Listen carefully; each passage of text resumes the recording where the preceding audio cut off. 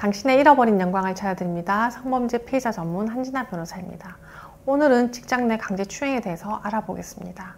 직장 내 강제추행은 가해자가 직급이 높은 권력형 성범죄인 경우가 많습니다. 가해자가 자연스럽게 피해자에게 요새 많이 힘들어? 일은 어때? 라고 하면서 머리나 등을 만지고 어깨를 감싸거나 허리를 만지는 등 그 수위가 점차 높아지기도 합니다. 피해자 입장에서는 직장 상사이다 보니 또 매일 봐야 하는 상황이라 불쾌감을 표시하기 어렵고 그러다 보니 피해가 반복되는 경우가 많습니다. 그러나 직장 내 강제추행의 경우 회식이나 업무 중일 때 목격자가 있기도 하고 직장 동료들이 가해자의 평소 행실에 대해서 알고 있는 경우가 많기 때문에 너무 미리 걱정하시지 마시고 우선 피해자가 당당하게 가해자에게 문제 제기를 하시는 것이 중요합니다. 만일 피해 직후에 당황하여 아무 말을 하지 못한 경우라면 나중에라도 부장님 그때 제 어깨 감싸 안으셨는데 상당히 불쾌하고 수치심이 느껴졌습니다. 사과받고 싶습니다.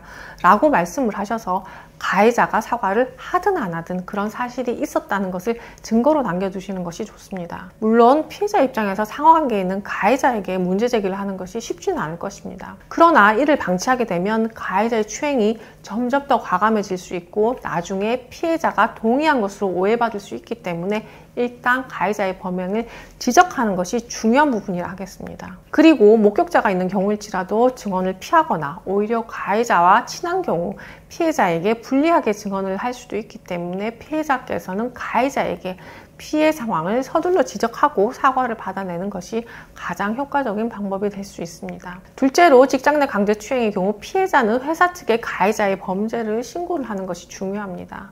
회사에서는 가해자가 강제추행 피해를 말한 경우 조사할 의무가 있습니다. 그리고 분리조치 등 피해자에게 2차 피해가 없도록 조치할 의무도 있습니다. 회사에서는 피해자와 가해자를 분리하는 조치를 최우선으로 하며 가해자의 범죄 사실을 조사하여 적정한 징계 조치도 해야 합니다. 이처럼 피해자가 회사에 피해 사실을 알리게 되면 그 자체로도 피해에 대한 증거가 될 수 있기 때문에 나중에 형사고소를 하시는 경우에도 훨씬 유리하게 적용될 수 있습니다. 셋째로 직장 내 강제추행의 경우 피해자는 가해자를 상대로 형사고소를 하여 가해자를 형사처벌받게 할 수 있습니다. 형사고소는 수사기관에 피해 내용을 알려 가해자가 형사처벌을 받도록 하는 절차인데요. 회사 내부적인 징계 절차와는 전혀 다르며 결국 가장 큰 관건은 형사소송에서의 결과이기 때문입니다. 형사 절차의 결과에 따라 징계 처분 결과가 바뀔 수도 있고 민사 손해배상액이 달라질 수도 있습니다.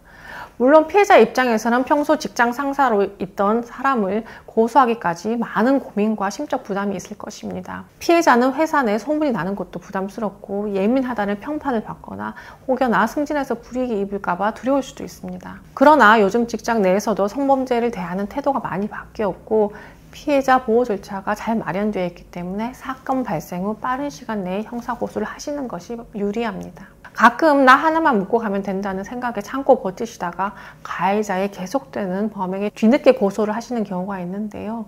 이런 경우 고소가 늦어진 이유에 대해서 불필요한 공격을 당하기도 합니다. 그러므로 형사고소는 가급적 빠른 시일 내에 진행하는 것이 증거 확보에도 유리하고 피해자 진술의 신빙성을 인정받기에도 훨씬 더 유리합니다. 직장 내 강제추행을 당하신 경우 도움이 필요하시면 상담 전화로 문의하세요.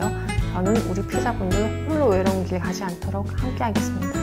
다음 영상에서 또 뵙겠습니다.